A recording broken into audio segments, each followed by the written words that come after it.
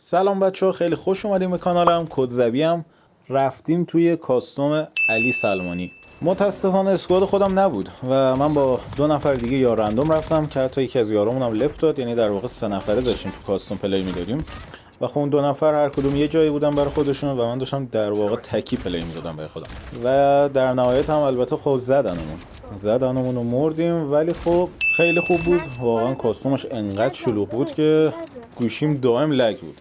یعنی هی گوشیم وسط های بازی هی قطع و وصل میشد. خیلی شلوغ بود، خیلی باحال بود.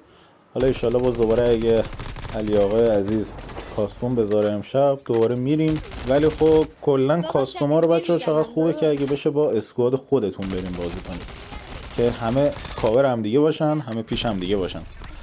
لایک و کامنت یادتون نره. خیلی دوستتون دارم. مرسی که حمایت میکنین. 100 نفر شدیم، ان بریم برای 200 تایی. حمایت کنین. عاشق همتونم.